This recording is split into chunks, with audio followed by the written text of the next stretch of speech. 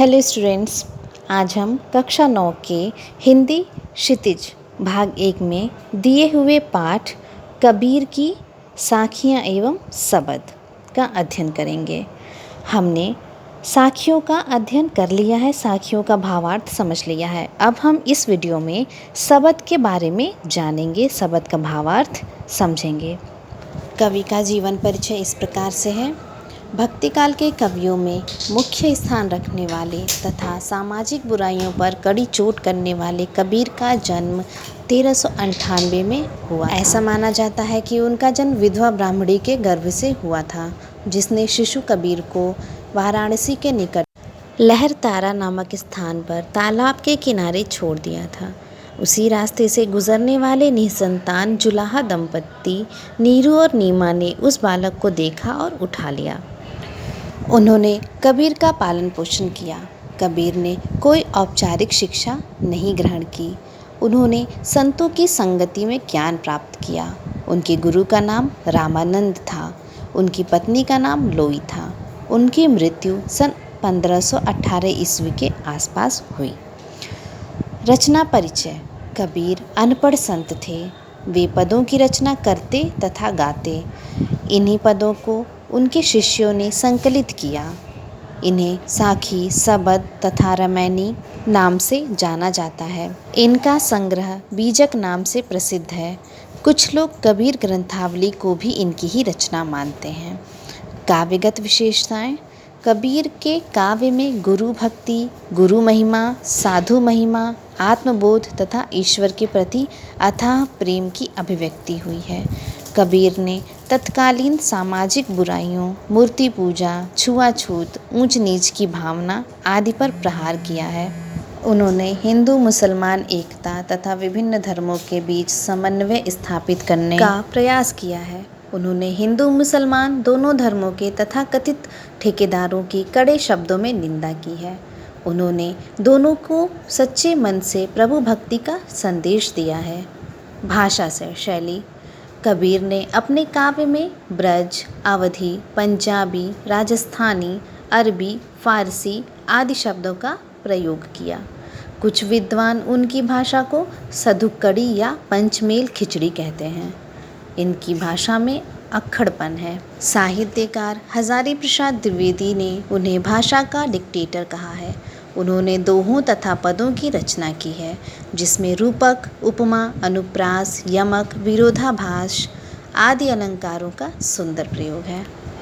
इस पाठ में कबीर द्वारा रचित 7 साखियों का संकलन है, जिसका अध्ययन हम लोगों ने पिछले वीडियो में किया है। इनमें प्रेम का महत्व, संत के लक्षण, ज्ञान की महिमा, बाह्य आडंबरों का विरोध, सहज भक्ति का महत्व, अच्छे कर्मों की महत्ता आदि भावों का उल्लेख किया हुआ है। इसके अलावा पाठ में कवि के 2 सबद संकलित हैं, जिसका आज हम अध्ययन करेंगे। जिसमें पहले सबद में बाह्य आडंबरों का विरोध तथा अपने भीतर ही ईश्वर की प्राप्ति का संकेत है। दूसरे सबद में ज्ञान की आंधी रूपक के सहारे ज्ञान के महत्व का वर्णन है। कवि का मानना है कि ज्ञान की सहायता से मनुष्य अपनी सभी दुर्बलताओं पर विजय पा सकता है। शुरू करते हैं आज का पाठ, जिसमें हम सबद का अध्ययन करेंगे। स्टूडेंट्स, सबसे पहले हम ये जानते हैं कि सबद किसे कहते हैं। सबद यह छंद युक्त होते हैं। इसमें चौपाइयों से ज़्यादा लाइनें होती हैं, अर्थात कि इसमें 4 लाइनों से ज़्यादा लाइनें होती हैं। और ये जो हमारा आज का सबद है, इसमें 5 लाइनें हैं और छंद युक्त हैं, इसलिए इसे हम सबद कहते हैं। छंद युक्त किस तरह से हैं? क्योंकि यहाँ पर पास में, कैलाश में, वैराग में, तलाश में और श्वास में इस तरह का जो तुकांत है, यह हमें बताता है कि यह जो है सबद कहलाता है, क्योंकि यह 5 लाइनों का है और इनमें छंद होता है। छंद क्या होता है? छंद अक्सर हम लोगों ने सुना है नाम इसका, लेकिन हमें समझ में नहीं आता है। छंद क्या होता है? छंद तुकांत शब्दों से बनते हैं। तुकांत शब्द जैसे कि अभी मैंने बताया, पास में, कैलाश में, वैराग में, तलाश में और श्वास में, इस तरह के जो तुकांत होते हैं वही छंद कहलाते हैं। दोहे क्या होते हैं? दोहे 2 लाइनों के होते हैं और चौपाइयाँ 4 लाइन की होती हैं। यह जो दोहे होते हैं इन्हें हम 2 लाइनों के जो दोहे होते हैं उन्हें ही दोहा कहा जाता है। उसके बाद साखी।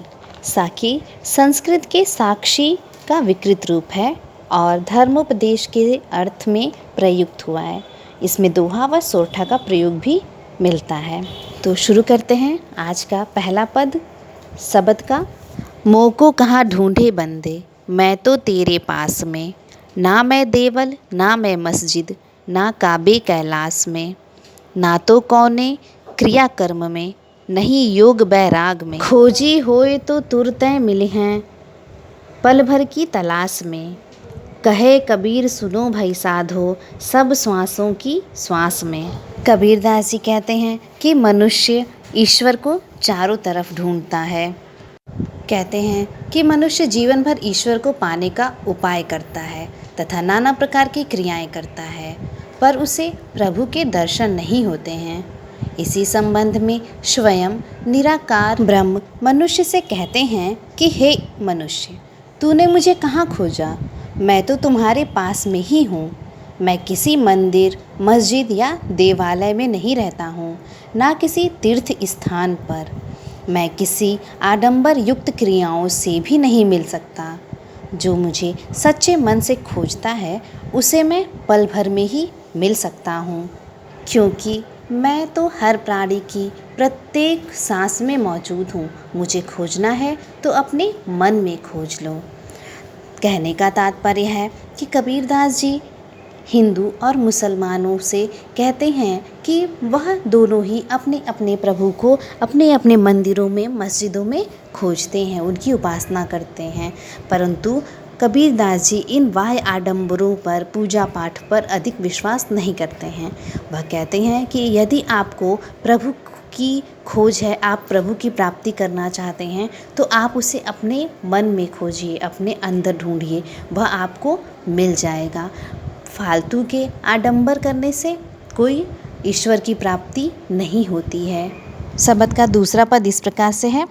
संतो भाई आई ज्ञान की आंधी रे, भ्रम की टाटी सबय उड़ानी, माया रहे न बांधी, हिति चित्त की द्वैथुनी गिरानी, मोह बलिंदा टूटा, तृष्णा छानी परी घर ऊपरी, कुबधी का बांडा फूटा, जोग जुगति करी संतो बांधी, निरचू चुवै न पाणी, कूड़ कपट काया का निक्स्या, हरि की गति जब जानी, आंधी पीछे जो जल बूठा, प्रेम हरि जन भीना, कहे कबीर भान के प्रगटे, उदित भया तम खीना। प्रस्तुत पंक्तियों में ज्ञान का महत्व प्रतिपादित करते हुए कहा गया है कि हे संतों, ज्ञान की आंधी आ गई है, अर्थात ज्ञान रूपी आंधी अब आ चुकी है।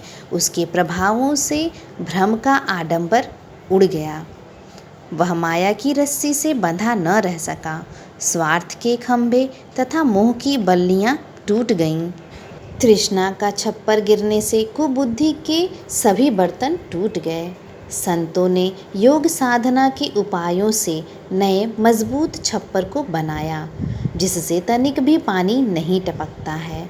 संतों ने जब प्रभु का मर्म जान लिया तो उनका शरीर निष्कपट हो गया।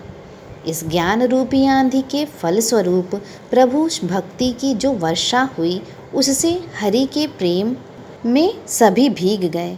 इस प्रकार ज्ञान के सूर्योदय से संतों के मन का अंधकार नष्ट हो गया।